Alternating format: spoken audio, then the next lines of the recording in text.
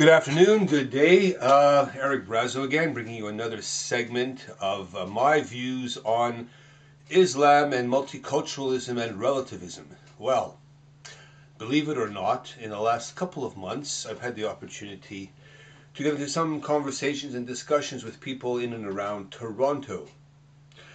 And in a few of these conversations regarding relativism and absolutism, meaning can something be fundamentally right or fundamentally wrong? In these conversations, where the majority of people, of course, are relativists and believe, well, depending on and perhaps given the circumstances, nothing is actually right or wrong. So to make a point, I brought up the subject of female genital mutilation.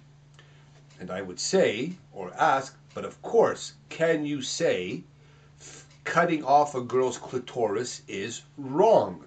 Expecting what I would have thought would have been an obvious answer. To my surprise, they hesitate and they think. And so far, I've received lots of responses like, well, Eric, you see the world in black and white, and right and wrong. And I'm uncomfortable with things that are right and wrong, because who am I to judge?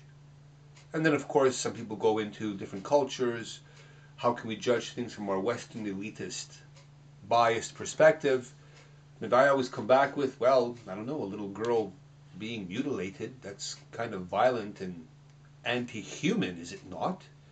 Anyhow, it still comes back to, well, it's not really wrong if in their culture it's practiced. So I guess cruelty is just relative on, depending on where it's being done. Anyhow, I think that there's too many Torontonians, Canadians, who are allowing themselves to be brainwashed, brain deadened, and are becoming like sheep and are being allowed to intellectually be led to the slaughter of this relativist agenda. The relativist agenda has allowed ordinary good Canadian citizens to look around and see 5-year-olds wearing burqas and hijabs to think, well, that's just their culture. I say it's wrong, and it's about time other Canadians, Torontonians, say the same thing. On that, have a good day. Cheerio.